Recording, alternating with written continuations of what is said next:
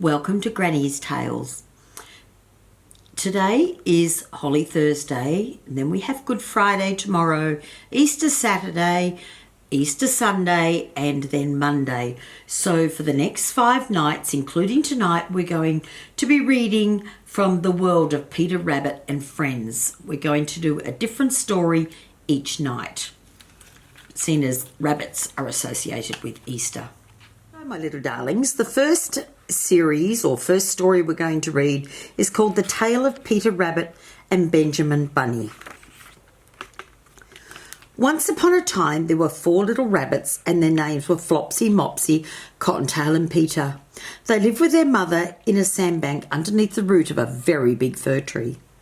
"Now then," said Mrs. Rabbit one morning to her children, "you may go into the fields or down the lane, but don't go into Mr. McGregor's garden. Your father had an accident there, and he was put in a pie by Mrs. McGregor. Run along now and don't get into mischief. I'm going out," said Mrs. Rabbit. Then she took her basket and umbrella and went through the wood to the baker. Flopsy, Mopsy and Cottontail, who were all good little bunnies, went down the lane to gather blackberries. But Peter, who was very naughty, ran off towards Mr. McGregor's garden. On the way he saw his cousin Benjamin. "Meet me tomorrow at the big fir tree," Benjamin whispered. Peter squeezed under the gate into Mr. McGregor's garden. First he ate some lettuces and some French beans, and then he ate some radishes. "Oh, my favourite," he said happily. And then, feeling rather sick, Peter went to look for some parsley. But whom do you think he should meet around the end of the cucumber frame? "Oh, help!" gasped Peter. "It's Mr. McGregor." Mr. McGregor jumped up and was after Peter in no time, shouting, "Stop, thief!" Peter was most dreadfully frightened and rushed all over the garden, for he had forgotten the way back to the gate. He lost his shoes and ran faster on all 4s. Indeed, Peter might have got away altogether if he had not run into the gooseberry net. "Hurry, Peter, hurry," urged some of the friendly sparrows. "It's no use," sobbed Peter, trying to struggle free. "My brass buttons are all caught up." But Peter rushed into the tool shed and jumped into a watering can. It would have been a beautiful thing to hide in if it had not had so much water in it. "Come on out with you, you beastie," said Mr. McGregor, searching for Peter under the flower pots. Suddenly Peter sneezed, "Ka-choo!" and Mr. McGregor was after him in no time.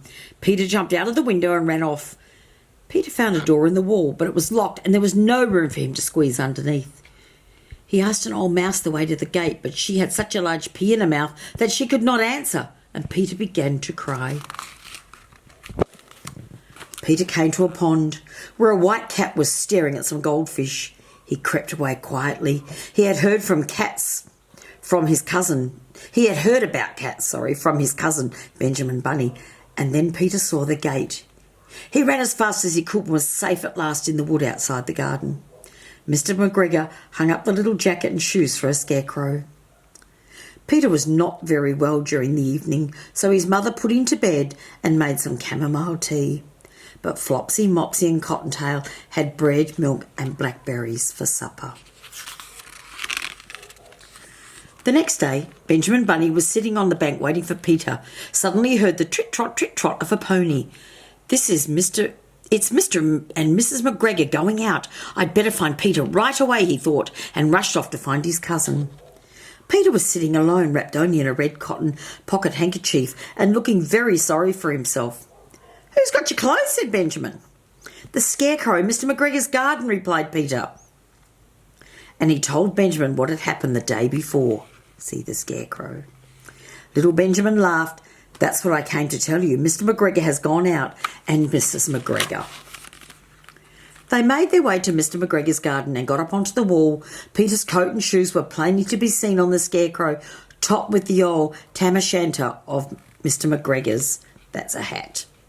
"It spoils children's clothes to squeeze under a gate," said Benjamin.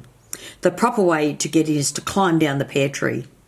Little Benjamin said that was the first thing he'd done, but first thing to be done was to get back Peter's clothes. Then he suggested that they should fill the handkerchief with onions as a present for Aunt. Peter was not enjoying himself, but Benjamin was quite at home and ate a lettuce leaf. Peter said he should like to go. Then he dropped half the onions. But as they turned a corner, Peter and Benjamin stopped suddenly. "Gracious, what now?" Benjamin asked Peter. "This is what those little rabbits saw around the corner." "Quick, under here," whispered Benjamin. "She's coming towards us." "It's a big cat, isn't it?" Perhaps the cat liked the smell of onions, because she sat down on the top of the basket and she sat there for 5 hours. Mrs. Rabbit was getting anxious. "Mr. Bouncer, have you seen my son Peter? He's been missing all day."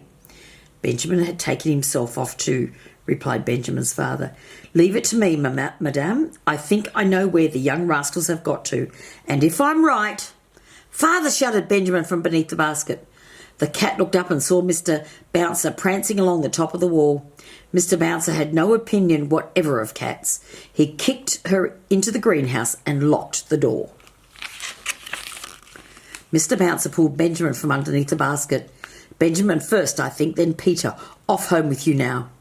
Then Mr. Bouncer took the handkerchief of onions and marched those 2 naughty rabbits all the way home. "Well, at least you've found your jacket and shoes, Peter," said Mrs. Rabbit, relieved to see her son home safely.